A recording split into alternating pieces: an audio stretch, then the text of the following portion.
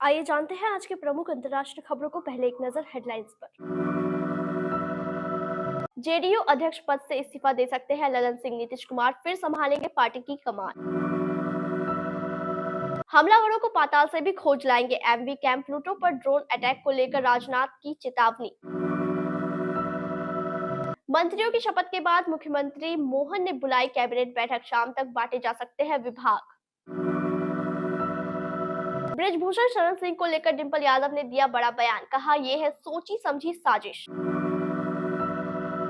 क्या नए सब वेरिएंट में बदल गए हैं कोरोना के लक्षण? जाने JN1 में क्या दिख रहे हैं संकेत। ठंडी हवाएं और कोहरा। लखनऊ समेत पूरे यूपी में बढ़ेगी ठंड। जाने IMD ने क्या दी चेतावनी। हमें राष्ट्रपति बाइडेन से मिला था हमले का आदेश। अमेरिका ने ईरान से लिया बदला। ईरान को बड़ा झटका। इजराइल के एयर स्ट्राइक में टॉप ईरानी कमांडर सैयद रजा मुसवी की मौत। अरबाज खान की दूसरी शादी पर पिता सलीम खान ने तोड़ी चुप्पी। कहा गुनाह नहीं किया है। और अफगानिस्तान का तालिबानी फैसला। इन 3 प्लेयर्स से छीना कॉन्ट्रैक्ट। जनता दल यूनाइटेड के राष्ट्रीय अध्यक्ष ललन सिंह अपने पद से इस्तीफा दे सकते हैं। सूत्रों के हवाले से खबर है कि 29 दिसंबर को दिल्ली में होने वाली पार्टी की राष्ट्रीय कार्यकारिणी की बैठक में ललन सिंह इस्तीफा देंगे। वहीं राष्ट्रीय परिषद की बैठक में नीतीश कुमार एक बार फिर से पार्टी के अध्यक्ष पद की कमान संभालेंगे। ललन सिंह के इस्तीफे की खबर की अब तक आधिकारिक तौर पर पुष्टि नहीं की गई है। सूत्रों के मुताबिक लोकसभा चुनाव से पहले बने विपक्षी दलों के गठबंधन में जेडीयू भी शामिल है। गठबंधन के दलों के बीच सीटों के बंटवारे, नेताओं के बीच बातचीत समेत कई ऐसी जिम्मेदारी है जो ललन सिंह को सौंपी जा सकती है। यानी सरल शब्दों में कहे तो ललन सिंह को राष्ट्रीय राजनीति में पूरी तरह एक्टिव किया जा सकता है। इसको देखते हुए उन्होंने खुद ही इस्तीफे की पेशकश की है। खबर ये भी है कि ललन सिंह के इस्तीफे के बाद पार्टी के राष्ट्रीय अध्यक्ष की जिम्मेदारी नीतीश कुमार अपने पास ही रख सकते हैं। अगर रामनाथ ठाकुर समेत किसी बड़े नेता को अध्यक्ष बनाया गया तो पार्टी नेताओं के अंदर विरोधाभास हो सकता है। इसलिए ऐसा माना जा रहा है कि नीतीश कुमार अपने पास ही पार्टी के अध्यक्ष पद की कमान रख सकते हैं।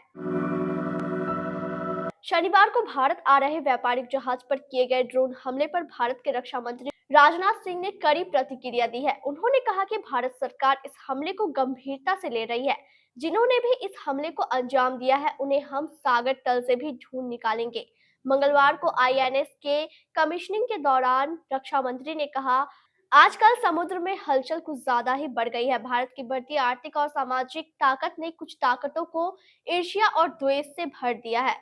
अरब सागर में हाल में हुए MV कैंप प्लूटो पर ड्रोन हमले और कुछ दिन पहले लाल सागर में MV साई बाबा पर हुए हमले को भारत ने बहुत गंभीरता से लिया है। राजनाथ सिंह ने आगे कहा कि भारतीय नौसेना ने समुद्र की निगरानी बढ़ा दी है। जिन्होंने भी इस हमले को अंजाम दिया है उन्हें हम सागर तल से भी ढूंढ निकालेंगे और उनके खिलाफ कठोर कार्रवाई की जाएगी। विधानसभा चुनाव के बाद मध्य प्रदेश में चुनी गई मोहन सरकार अपने पूर्ण स्वरूप में आ चुकी है। अब शासकीय कामों को गति देने की सरकार ने कैबिनेट बैठकें भी शुरू कर दी है। हालांकि मंत्रियों को अभी विभाग मिलने का इंतजार है। बताया जा रहा है कि आज शाम तक विभागों का बंटवारा भी किया जा सकता है। इधर मंगलवार को वल्लभ भवन में मंत्री परिषद की बैठक आयोजित की गई। मंत्री परिषद विस्तार के बाद और मोहन सरकार के गठन के बाद दूसरी कैबिनेट बैठक है। इसमें मुख्यमंत्री डॉक्टर मोहन यादव के साथ 2 डिप्टी CM और सभी 28 मंत्री शामिल हुए। बैठक में मुख्यमंत्री ने सभी मंत्रियों से सामान्य संवाद किया। इसके साथ ही विभागों को लेकर चर्चा की गई। बता दें कि सोमवार को कैबिनेट का विस्तार किया गया। राजभवन में राज्यपाल मंगू भाई पटेल ने 28 मंत्रियों को शपथ दिलवाई है।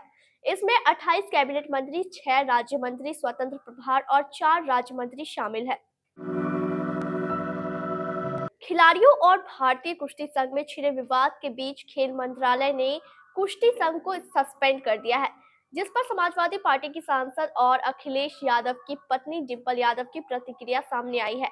उन्होंने कहा कि ये सब सोची समझी साजिश के तहत किया गया है।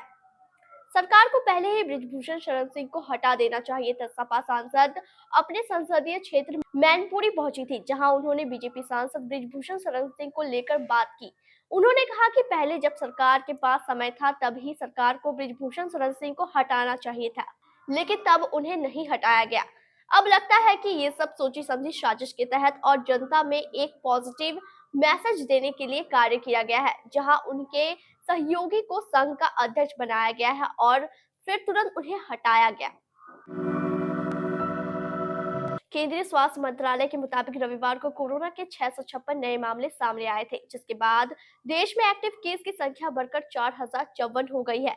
इसमें से सबसे अधिक मामले केरल से सामने आए हैं। वहीं भारत में कोरोना के नए सब वेरिएंट JN1 के मरीजों की संख्या में लगातार वृद्धि हो रही है। देश में JN1 सब वेरिएंट के 63 मामले सामने आ गए हैं। नए सब वेरिएंट JN1 के मामले बढ़ने के कारण स्वास्थ्य मंत्रालय ने राज्यों को टेस्टिंग बढ़ाने और इन्फ्लुएंजा जैसी बीमारियों पर खास निगरानी रखने की सलाह दी है। एम्स के पूर्व निदेशक डॉक्टर रणदीप गुलेरिया का कहना है कि अभी JN1 सब वेरिएंट धीरे फैल रहा है, लेकिन इस संक्रमण के कारण हॉस्पिटल में एडमिट धीरे धीरे प्रभावी हो रहा है, लेकिन यह गंभीर संक्रमण और अस्पताल में भर्ती होने का कारण नहीं बन रहा है। विश्व स्वास्थ्य संगठन की पूर्व मुख्य वैज्ञानिक डॉक्टर सौम्या स्वामीनाथन ने कहा कि हमें सतर्क रहने की जरूरत है, लेकिन चिंता करने की जरूरत नहीं है, क्योंकि हमारे पास यह बताने के लिए अभी पर्याप्त डेटा नहीं है कि यह नया सब वेरिएंट JN1 अधिक गंभीर है या नहीं।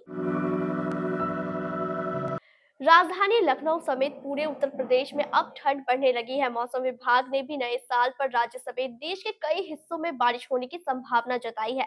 हालांकि राजधानी लखनऊ में आज की सुबह कोहरे में कमी देखने को मिली और धूप भी निकली, जिससे लोगों को ठंड से थोड़ी राहत मिली। हालांकि मौसम विभाग के अनुसार अगले 2 दिन कोहरे से राहत मिलने के कोई आसार नहीं है और पश्चिम यूपी में कोहरा और ठंड दोनों ही बढ़ने की संभावना जताई गई है। 27 दिसंबर के मौसम की बात करें तो IMD के मुताबिक कल राजधानी में घना कोहरा छाने की संभावना है।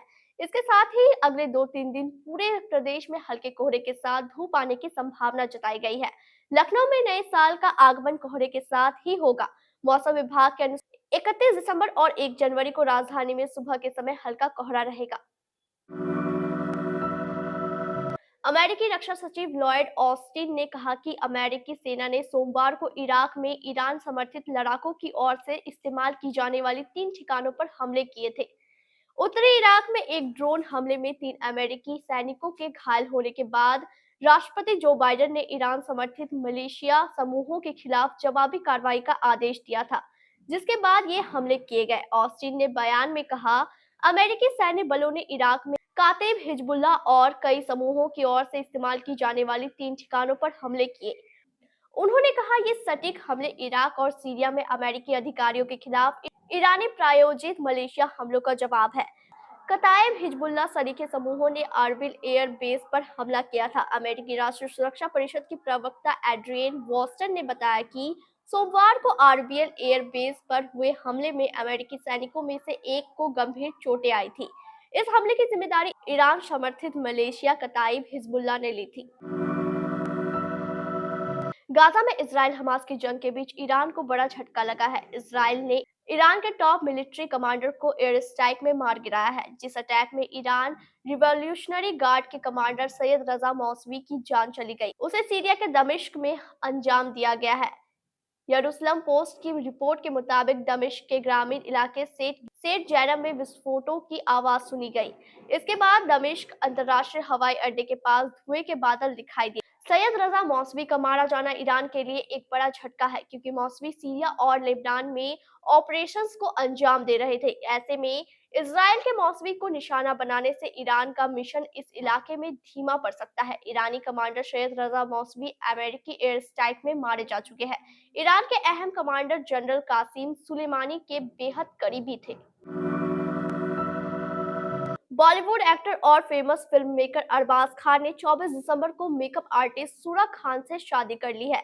दोनों की शादी बहुत ही धूमधाम के साथ अर्पिता खान के बंगले पर की गई थी, जिसको लेकर अब सोशल मीडिया पर कई तरह की चर्चा चल रही है।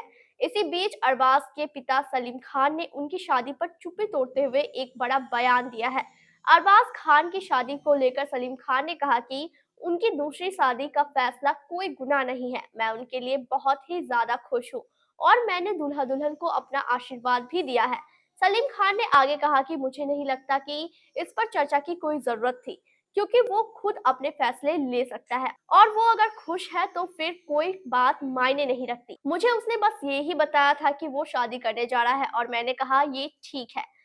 मुझे ये भी लगता है कि हमें किसी के फैसले के बीच में नहीं बोलना चाहिए। अफगानिस्तान क्रिकेट बोर्ड यानी एसीबी के मुजीब उर रहमान, नवील उल हक और फजहल हक फारूकी को अगले 2 साल के लिए एनओसी देने की संभावना नहीं है। इससे इंडियन प्रीमियर लीग के 2024 सीजन में उनका खेलना संदिग्ध है।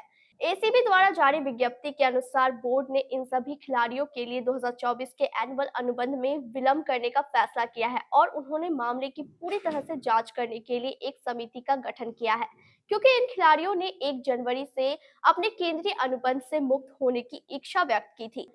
एसीबी ने कहा, अफगानिस्तान क्रिकेट बोर्ड ने इन खिलाड़ियों के खिलाफ अनुशासनात्मक कदम उठाने का फैसला किया है।